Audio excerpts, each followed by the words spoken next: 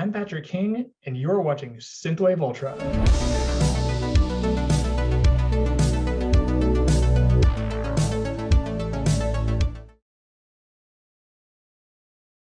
This week's guest has quickly made a name for herself with her unique style of theatrical synthwave, incorporating slick production, strong storytelling, and her trademark soaring operatic vocals, along with accompanying video elements via TikTok. She is a quickly rising standout of the synthwave scene. Please welcome my guest this week, Anniee.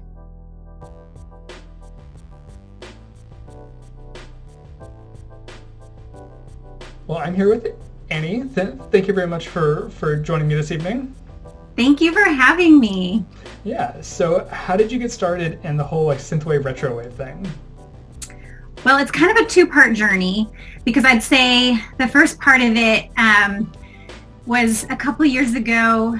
I had a friend who said, oh my gosh, you have to watch this movie, and it was Drive, and he was in love with the soundtrack, and actually the first song he shared with me was Oh My Love, which is not a synthwave song. It's kind of operatic, which is the music that I'm used to.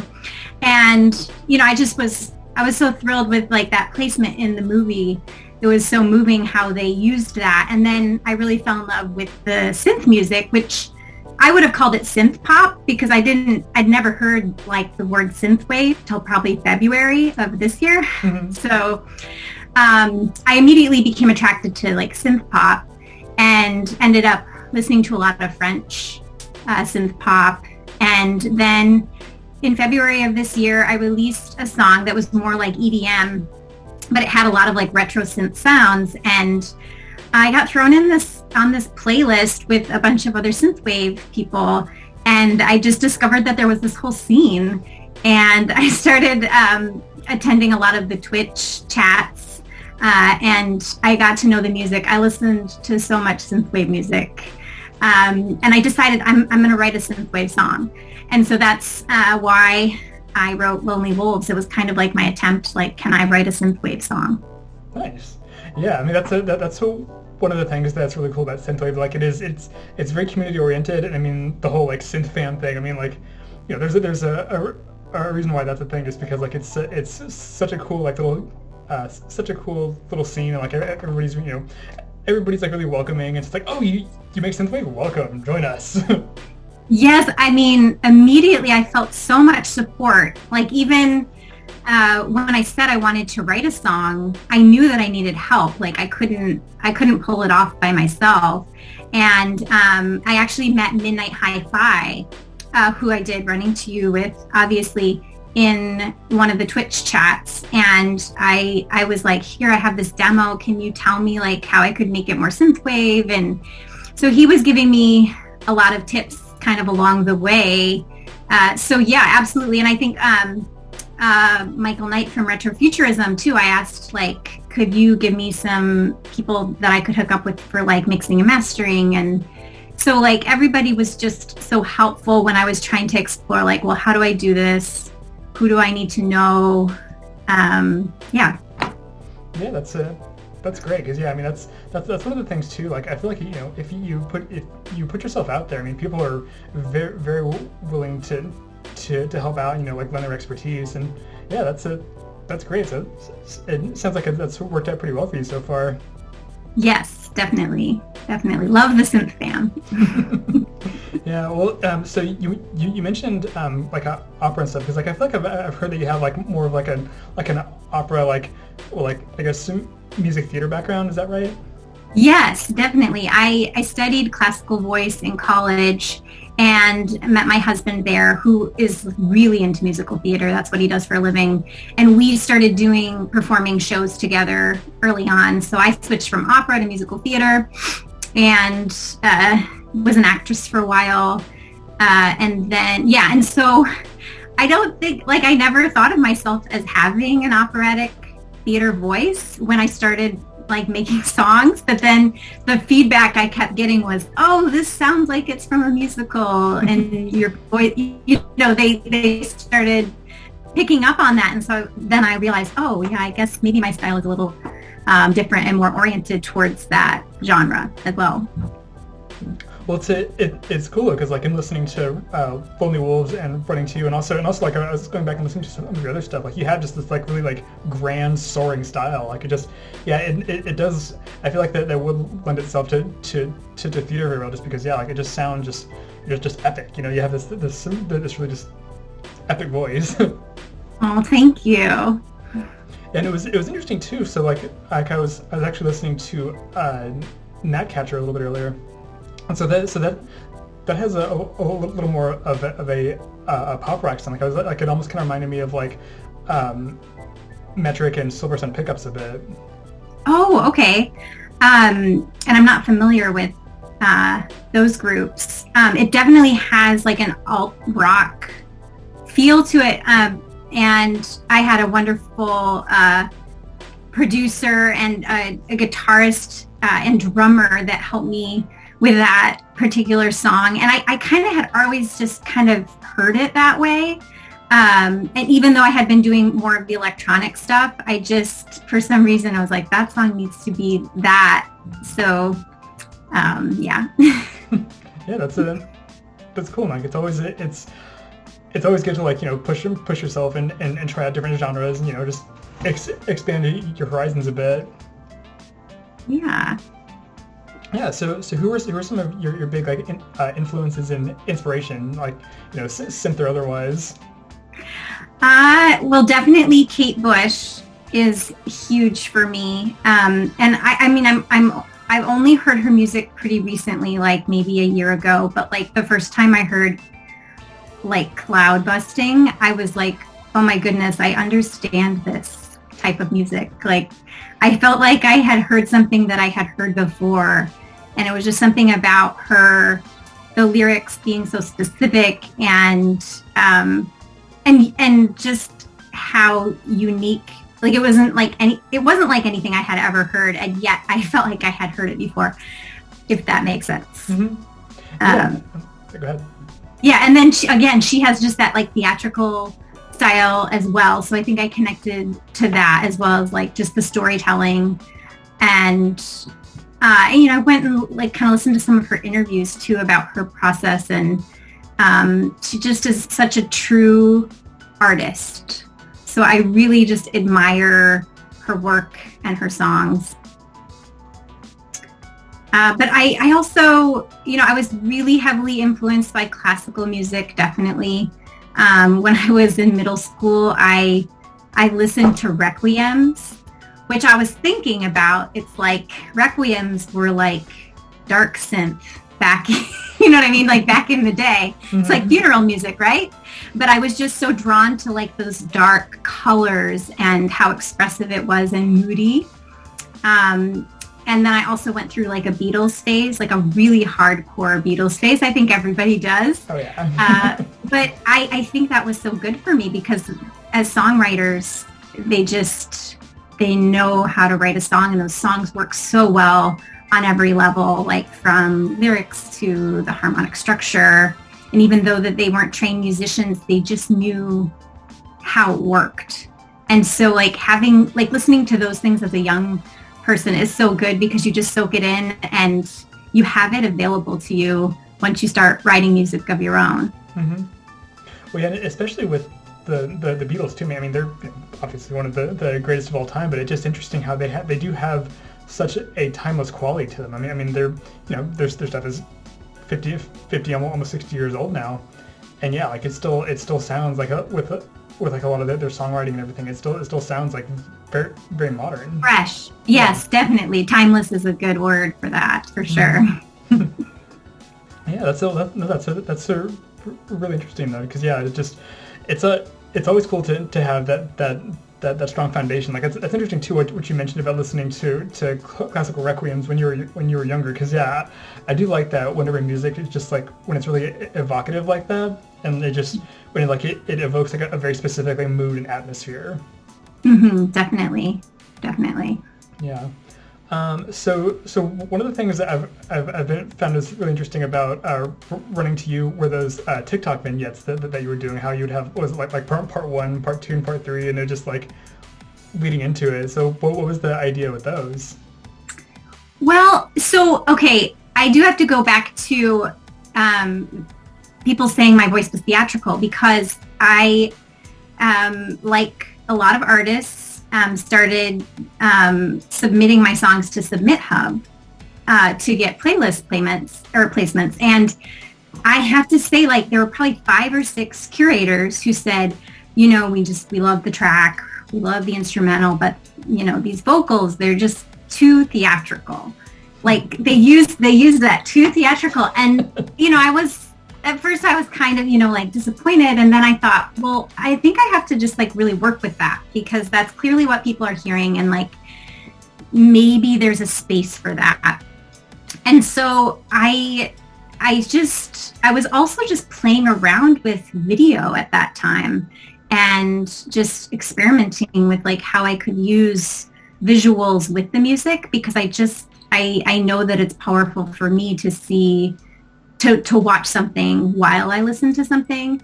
And so I was like, I just signed up for TikTok like, spur of the moment, and started playing around with posting videos. But then I really got the idea that maybe a great way to present Running to You would be as a story that unravels, and like have short little bits of it rather than one big thing, and be able to post it and to kind of keep to let people kind of experience a journey with it.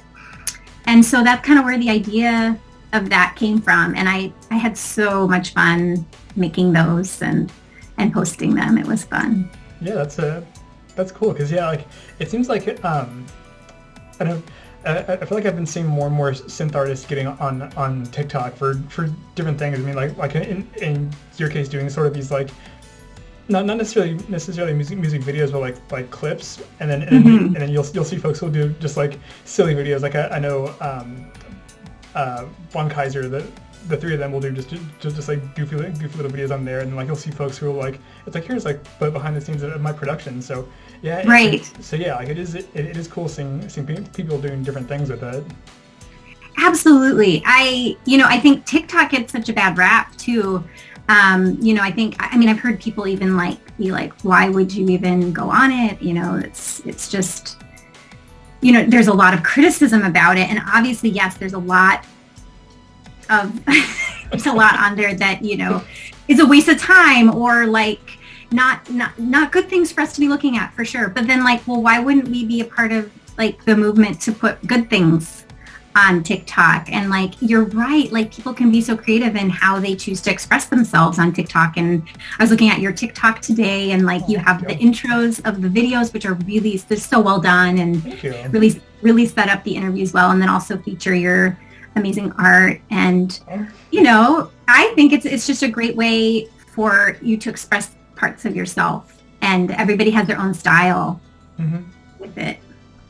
Yeah, for sure. Because I mean, like I know I use like I'll post my stuff on there, and then like a lot of the times I'll just like flip through and just like look at silly videos. But then like you said, there's some like really cool stuff, just the way things are edited or the way things are put together, or people will do like little like interesting like actual educational and interesting presentations. So yeah, there's so much cool stuff on there.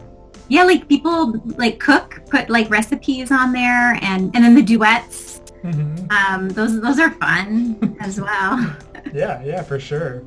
And yeah, I mean, like you said, it's a great avenue to promote yourself as a musician as well, because like that's the thing, like even with your stuff, even if it's not like a full-on music video, you can at least do these cool little clips as a way to promote your music. Yes, definitely. And that's what I liked about it too, was like for me to film an entire music video on my own, being an amateur, is really daunting, and I'm not sure if I could pull it off. I might try actually, but to be able, I know I could handle the little clips, you know what I mean? Like I knew I could make those look good. And so it was a fun way to be creative and try something that I had never tried before. Yeah, definitely.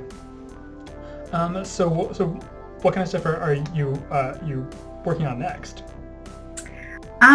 There's a lot of fun things in the works. I've been really excited. Right now I have I'll be releasing a song in November. November 4th will be my next single. And I'm really excited about this one because it's really fun and light, and it's not like any of the other songs. And I teamed up with a producer who I met during the pandemic, actually, in a music production class. And so it was really, we actually did one of my songs Up Again together. And I had this song written, and I said, I think you need to try a synthwave song, because he does like trap music and EDM, and he's very talented. And I said, you need to see if you know what you can do with this genre. So there's a lot of vocal arrangements in it. There's some ethereal vocals, but then there's just like kind of like, I think it's the most 80s out of any of the music that I've done, because I never associated synthwave with 80s personally, because that wasn't what it was about for me. And I know it is for so many people. But this one does kind of have a little bit more of that like retro nostalgic feeling to it. So that's one thing. And then I'm going to be, Morpheus has written me a song, and that's going to be on his next album. And I'm so thrilled that he asked me to do that. It's a huge honor, because he makes beautiful, amazing music. And this song is really beautiful. So we're just kind of in the beginning stages of putting that together. And then there's a couple other producers that were just kind of sent me a demo, and we're figuring out what the song is going to be. And so yeah, I felt so honored that people would want to collaborate with me. And I always want to collaborate, because I know I can't make a song by myself. I need help. No, that's cool though, because I mean that's also one of the things that's so great about synthwave, is just there's definitely that spirit of collaboration. I mean, like there's so much overlap where like you'll see like a lot of artists, it's like, oh yeah, featuring this person, and like, I mean, I remember a few years ago when I was first getting into it, I remember seeing Dana Jean Phoenix, like she was featured on like so many things, just because I mean she's awesome, but yeah, like it is cool seeing so many people like featuring and collaborating like that. Yeah, and I think too, it's almost the best part of the experience is being able to connect with another artist and like what we're doing right now, like for human beings to connect, like that's the best part about it. And you know, the cherry on the top is that people like the music and they're listening to it, but the real joy is in the creation of it and the connection. Yeah, for sure. I mean, that's definitely been one of the fun things about this project, is like, you know, actually getting to talk to people face to face, because you know, like it's my wife and I just working from home, so it's basically just us here at home. Yeah. So it's cool to be able to talk to people. Plus, you know, like people like far away sometimes too. So yeah, like you said, just that spirit of like connection and, you know, getting to know people. Yes, and it's really funny too how once you kind of meet someone face to face like this, like you have a different impression of them when it's just like texting back and forth, you know, and you kind of got that person in your mind, and then you meet the real person, and it's like, oh, that is the same person, but you know, it's different than I expected, and it's a lot of fun. Oh yeah, for sure. So you had mentioned some of the Twitch live streams, because like I know a lot of folks they've been doing like live streams on Twitch. Like I know like Static Realms has been one of the big ones. Starfarers, like his Synth Valley Stream Fest, have been really big. What are some of the standout ones for you? Like what do you think about the whole like live streaming events like that? Oh, I just think it's wonderful, especially in light of the pandemic and not being able to have that live experience, that people have been able to be that resilient to come up with, you know, a place. And then I think the thing that is so new for me is like that ability to chat together and share the experience with people, you know, even though you're not in a room together. It's is just fun. And, you know, Starfarer and Static Realms, they do such a good, like, they make it so quality. It's such a great experience. Like, it's professionally done. And so, yeah, I think they're amazing. The Retrofuturism with Michael Knight is the one that I first kind of stumbled on, as well as one that's not happening anymore, called the Synthwave After Party. And it was funny because I just randomly saw, come on Twitch and see what this is, and I went on, and it's like all these people are talking, they know each other, and I'm like almost afraid, you know what I mean? Like, hi, I'm Anne, and then, you know, just being afraid to type something, but just kind of going for it anyway. And then, yeah, to be met with, you know, the welcome is always nice. And I also enjoy too, just when you're listening and you can notice things in the music, and then you share that, and then someone's like, yeah, I hear that too. It's great. It's wonderful. Yeah, for sure. I mean, that's one of the that's definitely one of the cool things about that. Like, it is very much, it's such a great shared experience like that. Because yeah, I mean it's not the same as, like, you know, being there live in person, but you're still able to connect to people in a relatively similar way. Definitely. Yeah, definitely. And then Night Ride FM also, they have a wonderful, I mean, they have something you could listen to at any time. Their chat's like 24 hours, and it's again, it's just so well done. So, you know, their interface is so easy to interact with, and it's pretty amazing what this community has to offer. Oh yeah, for sure. I mean, Night Ride FM is great, and of course, like, everybody who runs, like, all the folks on there are super cool. Like Julian and Dennis from State of Synth are great, and of course Karin from Hirsch. Like, I forget if Hirsch actually has the name, but I mean, Karin's awesome. So yeah, it is cool. Like, you know, like I said, you just like pop in, you're just like, hi folks, and everybody's like, hi, welcome. So yes, yeah. Well, that's great. So yeah, so you mentioned some new stuff coming up with some collaborations. That's interesting. So who are some folks who's kind of like your dream list of collaborations? Like, who would you like really want to work with? That's wow. I feel like I'm already just involved in those collaborations that I mentioned are so exciting. So I just released a song today with Alan Zaks. It's a remix of Running to You. Okay. And he is a fantastic producer, and I was so happy with how the remix turned out. And I'm hoping to do another song with him for sure. And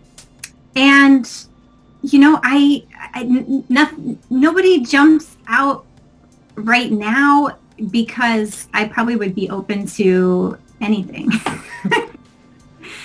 So, and I'm just finding myself so busy with what I have and happy with it. So, but I want to just mention, I shout out Systems 96 is somebody that I listened to early on. Do you know that producer? He's a chill wave, chill synth guy, and he put out a album, Emotion, in early 21, and so it was like probably one of the first like synthwave that I listened to, and that really influenced me, and just really was like, wow, I want to make music that beautiful, that pure, that smooth, you know. And I don't think he works with vocalists, but I mean, yeah, obviously it would be really fun to team up with him. Yeah, I remember hearing about him, how, yeah, like you said, he's very chill, because I remember, like, so before like basically like immediately before I got into synthwave, I was into more like kind of like down tempo stuff, so stuff like RJD2, Thievery Corporation, stuff like that, where it just, yeah, it was just like very chill.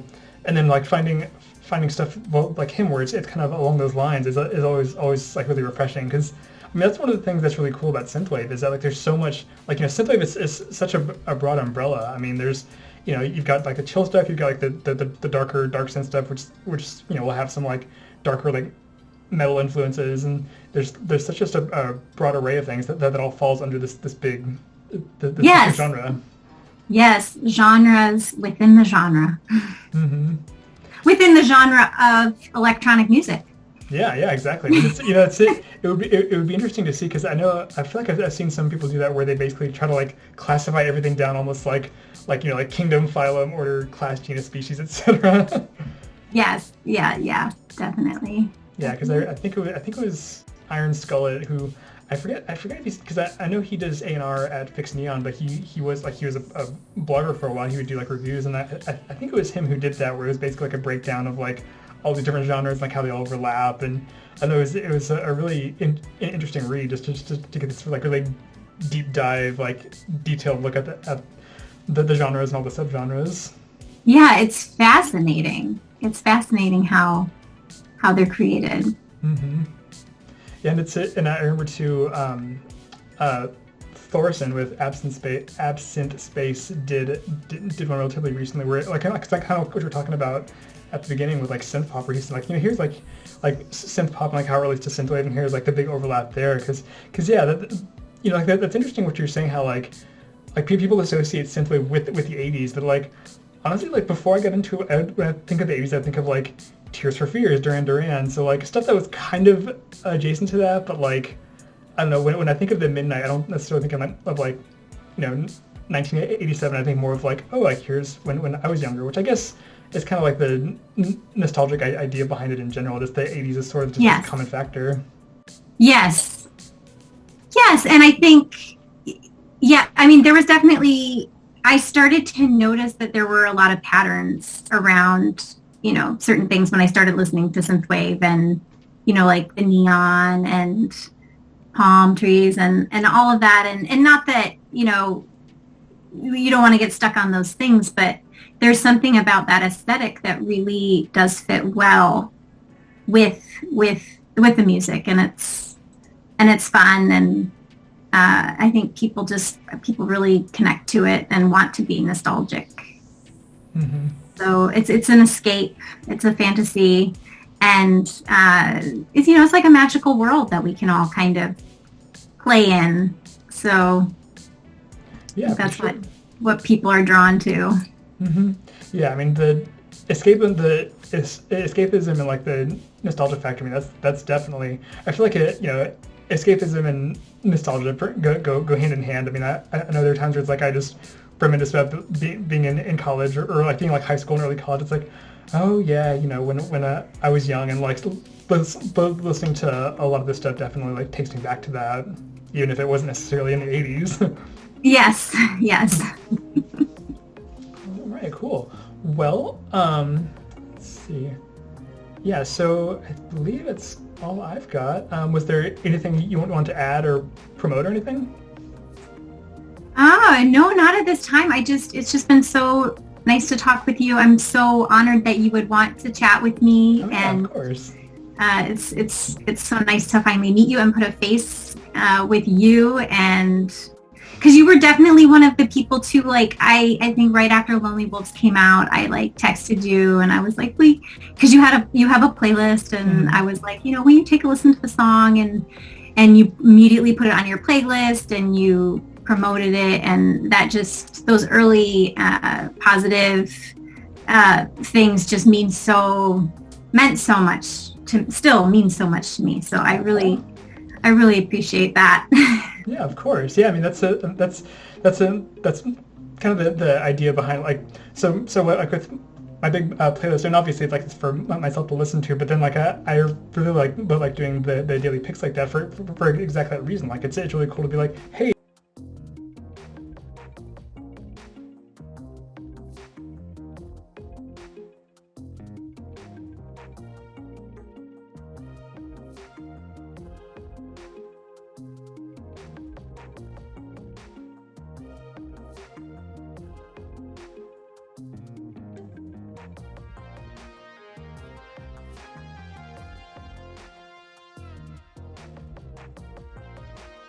Thank you for watching.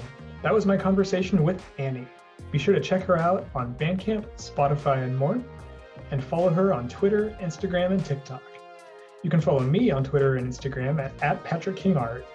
Make sure to check out the SYNTHWAVE Ultra playlist on Spotify for tons and tons of synthwave of every kind. Don't forget to like this video, leave a comment, and subscribe to this channel for more great synthwave conversations. Thanks again, and we'll see you next time on SYNTHWAVE Ultra.